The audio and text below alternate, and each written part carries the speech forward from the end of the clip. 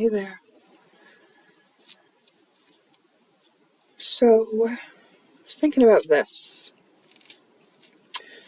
I'm sitting on my bed, getting ready to work on my project. It's a very rainy day. I do have a window here, but it looks like it's sunny. It is rainy. You can hear it. My window's open over there. I was thinking about this. Well, lots of things all the friggin' time. Try to think less sometimes. I was noticing how my senses were becoming more sensitive, which I mentioned in my last video. And except for my eyesight, which has been like really, I don't know what to say about it, like off and on, a little bit blurry. And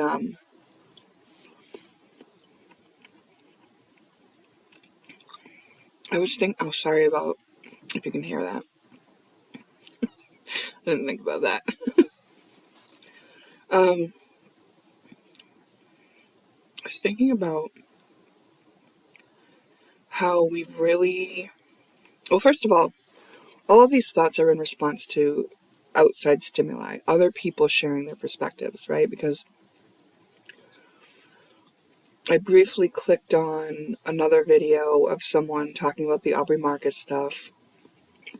Unbelievable, the conversation that has been sparked due to this. Really fascinating. But also I watched a Bruce Lipton little clip where he's talking about one of the Hermetic principles. And now in this clip that I've got paused right now, it's 24 minutes long, Bruce Lipton, the 7 Hermetic principles. And he's talking about how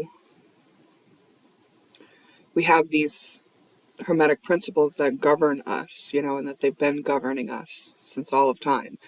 And I was just brought to this culmination of reflection upon, just taking in the outside stimuli and just thinking about how, there was something else as well. That in my Instagram feed, which I also just briefly looked at this morning, there was someone posting about how history had been rewritten by the Rockefeller and Chase, JP Morgan. And I thought that was an interesting concept as well. And we really have been shaped by what we're taught, right? Like, we are indoctrinated into a certain way of being and thinking in our culture. Each of us in whatever culture that we're in. But there are these principles of how things actually work, right? And I find that has been really a heady thing for me, right? But now what I was really realizing and thinking is like, what my human body is a processor of experience. So my human body is a processor of experience. One of the things that Bruce Lipton mentioned was how, we can feel when the vibrations are off, and that discordant vibes actually take away our life. Our life force is drained by bad vibes, where good vibes feed us. And he mentioned, though, that you can really feel that, right? You can feel good vibes and bad vibes. Someone doesn't have to say anything to you, and if you're in the same room as them, you kind of know, right? And then I was thinking about how, well, some people don't know. And like, the people that don't know, like, if you can't feel somebody's vibes, right? Like, I have talked about this in my videos previously where I felt bamboozled, I got fooled, things like that. The reasons that could happen to me, who is very intuitive and who does feel energy and is very sensitive to it, is because on those places I was overwhelmed and traumatized. I had unprocessed stuff blocking my view, right? So I was just thinking about how we have a lot of stuff blocking our view, and that perhaps it would be beneficial if we started looking at our bodies like processors of experience. Because if you look at your computer, you know how you clean out your computer every now and then, and you make sure you get rid of the overload of files because it starts being bogged down, and it runs really slow and crappy when it's got too much junk in it, or when it's run out of room. And we as processors, as our bodies as processors of experience, can get like that too. And when we are bogged down with a backlog of things that haven't yet been processed, then feeling the vibration, the vibes, whether they're good or bad, in real time becomes much, much more difficult.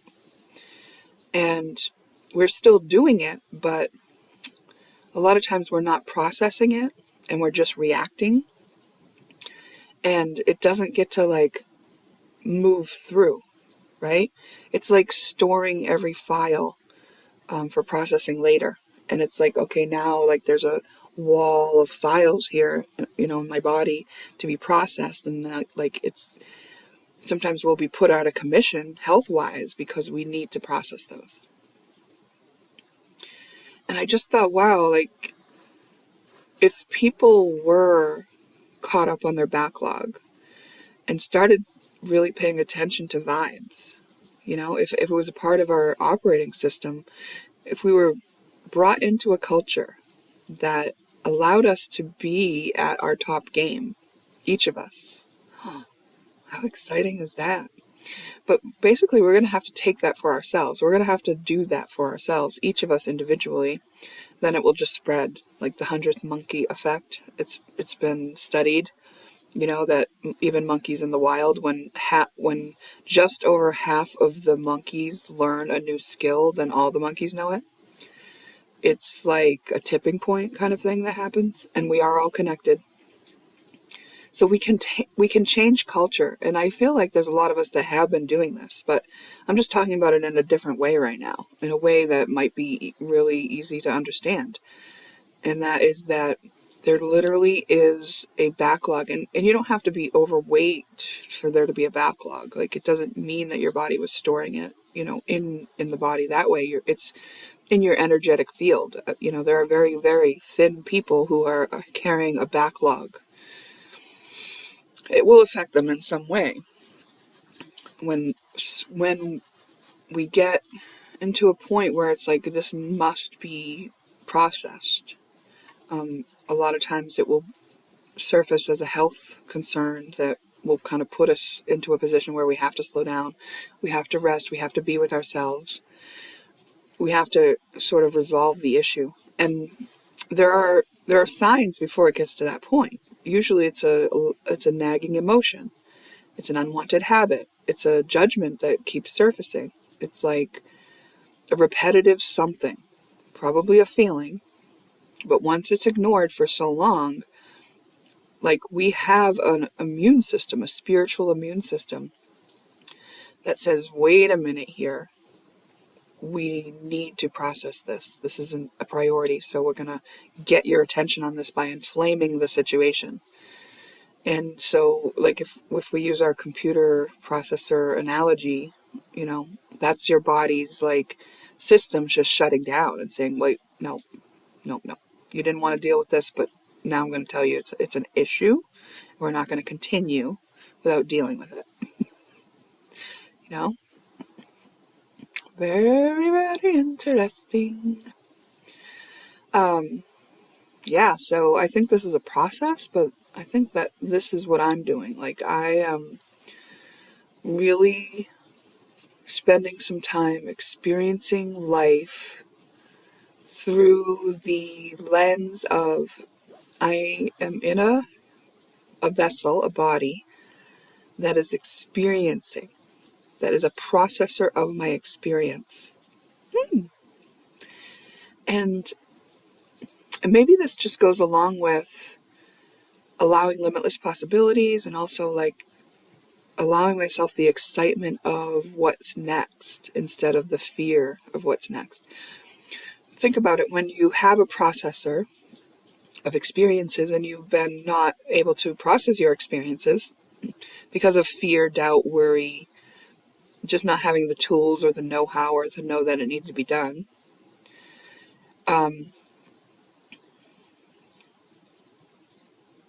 I just lost my train of thought.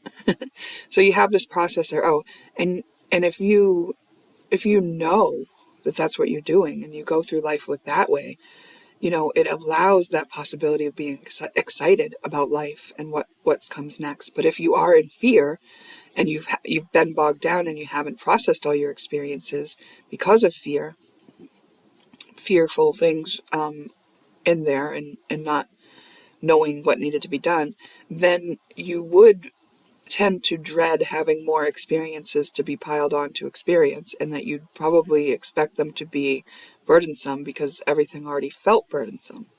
And everything you see is seen through the lens of the things that you carry. The unprocessed things like distort the view of what you can see and process and do. So it makes sense that after I was able to what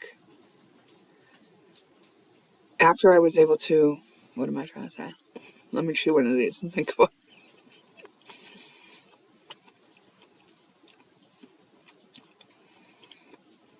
After I was able to process some of the stuff that was still lodged in me and that was fearful, that's when this kind of allowing of excitement for being me, I made a video on that, but also the experiences that I could have in the experiencer, the body, that's an experiencer.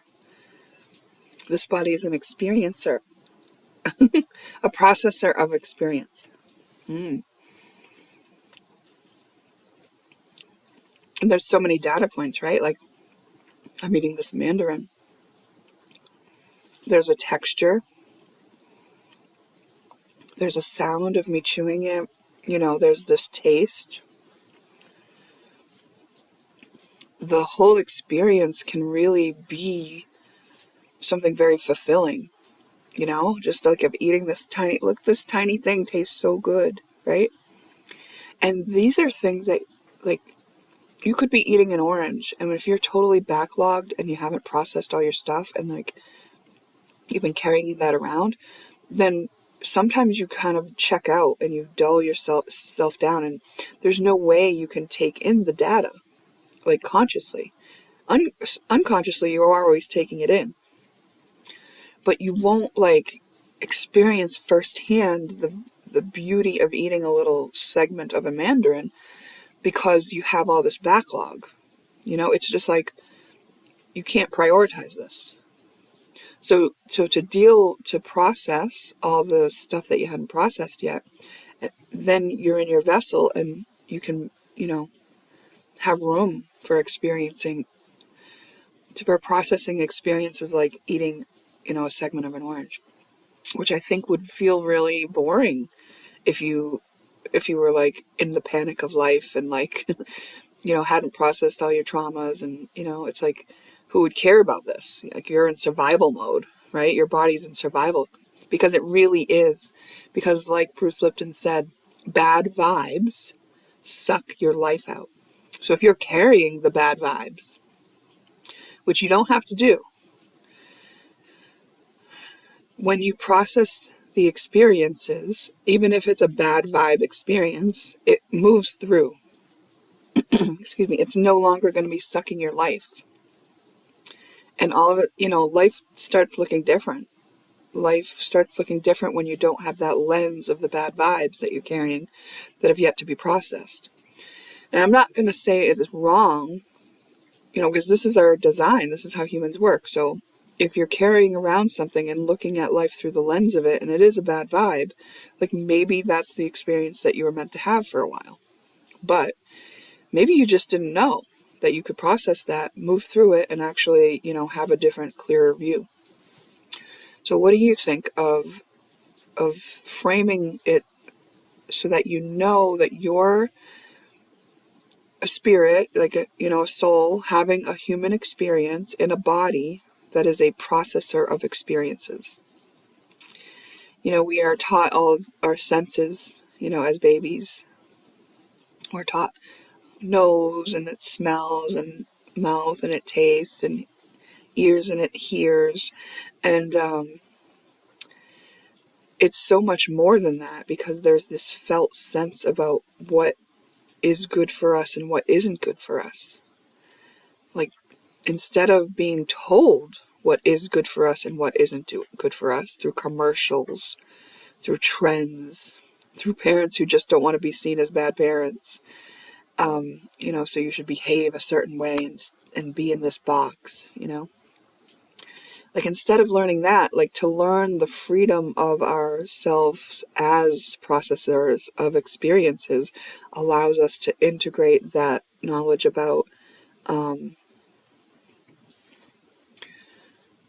being guided from the inside, like taking into consideration what our processor is experiencing with the vibration that we're experiencing, whether it be from a person or an experience or an institution or whatever.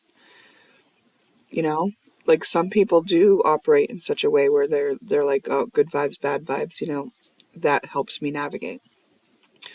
But there are other people who may, like, understand what vibes are and, like, just not put it at the forefront because they've been trained to do other things, like to jump through the hoops of what makes a successful human being. When, like, we are literally here to experience our experience, and we each have an individual experience, and you can never have the same experience as someone else, and no one else can even actually know what your experience is, because we're each looking at life through a lens of a certain set of energy that we came to here to experience with and through. And that is shown in the astrological birth chart. So you can see some of what you're here to experience with and through when you look at your birth chart. If you just, like, don't believe in astrology, if you just, like, think that's nonsense, like, how could it be, right? Like, I get it. But also, like, the thing about astrology is, like, it's just a matter of how much do you need to hear about your own chart before you can no longer deny it. There was an astrologer that said that one time, and I've adopted it as my way of kind of leaning into that, because that's just true. You can't hear all about your own chart and not realize, But if you're just, like, looking at a horoscope or your sun sign, that's not going to be it, There's so much more in a birth chart. And I think if there are people trying to keep us from this knowledge by structuring and restructuring our history and kind of indoctrinating us into the workforce by establishing the school system, and if there are people who are invested in trying to keep us from this knowledge about how we are, like, it makes sense that they would also kind of phooey on astrology. That was a part of ancient culture. They understood that this was something that was relevant and a helpful thing to know about, and it is still today, as are the Hermetic principles. And we are still using bodies as processors of experience. And if we're not enjoying the experience, it means it's very likely tied to the fact that we haven't yet processed something that was bad vibes in the past, and we just need to process it.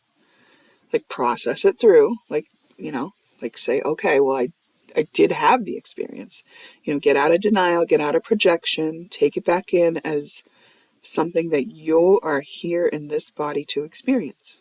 It's yours. It was your experience, so you have to process it. And it's what you came to do. Even though the mind and the stories and the fairy tales that we're told, those would suggest otherwise. But those are not true things, and they're lies, and they keep us like lost, confused, stuck. The lies can keep us looping. So anything that's a lie is looping.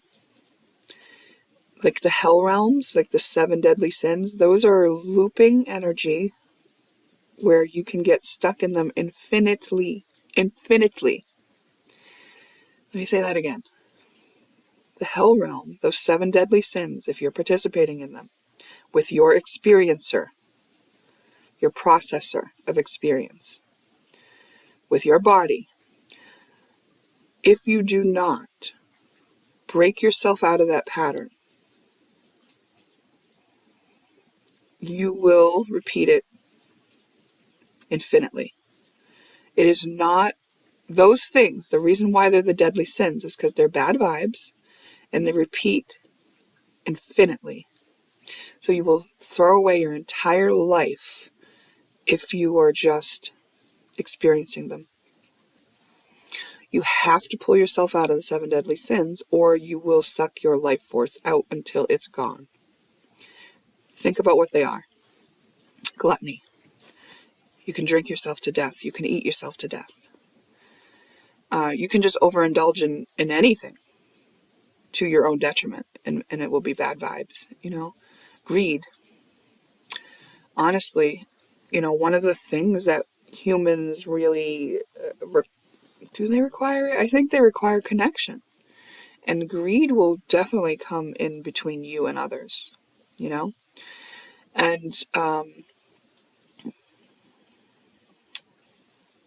wrath, is that one of them? Sloth, wrath. So, you know what the deadly sins are, but they're not like an experience that you will come to the end of unless you choose to. You have, and that takes bravery. To get out of the deadly sins, you have to be brave. Courage is required to get out of there. Hope will start to get you going in the right direction, but hope will not get you there. You have to have courage to take a leap of faith out. And that means you're diving into the unknown. And because you've been living out something that you can now predict, it might be feeling more comfortable to you than taking that leap of faith out of the pattern that you would have otherwise died in. Right? The good vibes that you're going to be jumping out into have limitless possibilities, right? You don't lose limitless possibilities when you're practicing experiencing the 7 deadly sins over and over and over again. There's always the possibility that you would get out, but you have to do it. And it's very easy to be tempted back into it. It's really easy to be tempted back into it. You're tempted all along the way to close your eyes, to pretend that you didn't have to process that, to look the other way, to take too much, to just overindulge, So you got to remember that, if I eat too much, then I don't feel good afterwards. So it's bad vibes, even if it feels good in the moment, Well, if I live this lustful lifestyle, I'm going to be breaking a lot of hearts and maybe my own, and I'll probably stumble on the person that actually could, be a good match for me. And maybe I'll end up having a child out of wedlock, and that will, change the trajectory of my life. And all kinds of things could happen when you're indulging in that way that are bad vibes, even if it feels good in the moment. So it takes your mind, it takes your higher mind to get out of those 7 deadly sins. You have to be able to feel into yourself to know if this is something good for you. And it's something deeper than just on the surface of your body, right? Because on the surface of your body, you've got these well, we'll call it the surface, but your taste buds, that's where you're going to taste that food. Your sexual organs, that's where you're going to feel those sexual feelings when, when when you're indulging in lust. And like what you need to consider is that you're not just that surface. You're a through and through processor of experiences. Through and through. And the heart is part of you. And the heart can guide you. The heart wants to weigh in on things. Because you'll know in your heart when it's not the right thing for you. But we've been sort of like allowed to not have that part of the operating system. We've been allowed to think that we should be fitting into boxes and doing what we're told, and doing the right thing involves doing what someone told you to do. And that's crazy. That's not right. That's not how it's supposed to be. That's not what we're designed for. We have a perfectly contained navigation system. We just need to learn how to use it. Again. All right, I'm going to leave it there. What do you think?